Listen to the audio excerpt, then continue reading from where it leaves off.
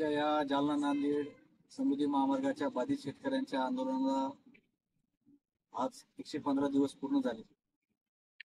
या 115 दिवसामध्ये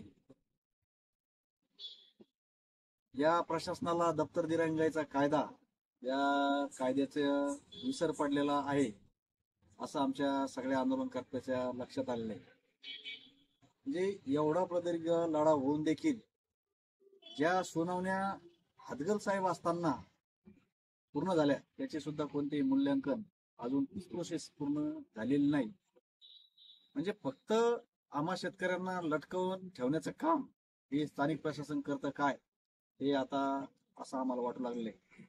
महत्वाचा विषय असा आहे की बावनकुळे साहेब यांनी आदेश दिलेले आहेत की तुम्ही एक चांगला प्रस्ताव तयार करा आणि तो प्रस्ताव आमच्याकडे पाठवा.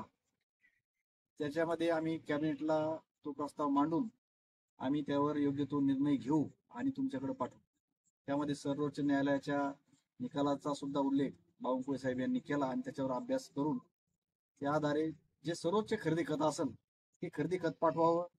जे की जुन्या मुंबई नागपूर समृद्धी महामार्गामध्ये जे फळबागाला मूल्यांकन दिलेलं आहे त्याचा सुद्धा एक मूल्यांकनाबाबत प्रस्ताव तयार करावा आणि ते दोन्ही प्रस्ताव हे शेतकऱ्यांना आधी दाखवून त्यांचं समाधान करून मगच पाठवा असे स्पष्ट त्यांनी आदेश दिलेले असताना जुन्या ज्या सुनावणीच्या जशा दप्तर दिरंगाई झाली त्याप्रमाणेच याला सुद्धा दिरंगाई होती की काय आता असं आम्हाला वाटलं. कारण आता परवाची कॅबिनेट ही आहेत आणि त्यावेळेस या गोष्टीचा आमचा विषय त्या ठिकाणी कॅबिनेटमध्ये आला असता, परंतु शासन प्रशासन हे फक्त सुट्ट्यामध्ये या त्यांच्या परिवारामध्ये जाऊन मजा मारण्याचं काम या ठिकाणी करतंय, पण आमच्या शेतकऱ्यांच्या मजा या ठिकाणी गेलेल्या आहे.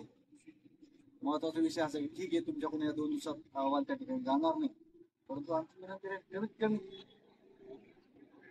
पुढच्या कॅबिनेटच्या आत तरी आपण योग्य अहवाल त्या ठिकाणी पाठवावा. आम्ही त्यासाठी आता प्रयत्न लावून धरणार आहोत आणि एक शिष्टमंडळ या ठिकाणी आम्ही जे शेतकरी बाधित बसलेले राहील ते आता उद्यापासून जिल्हाधिकारी साहेब आणि एजीएम साहेब यांच्याकडे सुद्धा त्या ठिकाणी जाऊन बसणार आहोत आणि आम्ही त्या ठिकाणी बसून अहवाल तयार करून घेऊन तो अहवाल त्या ठिकाणी पाठवण्यासाठी प्रयत्न करणार आहोत.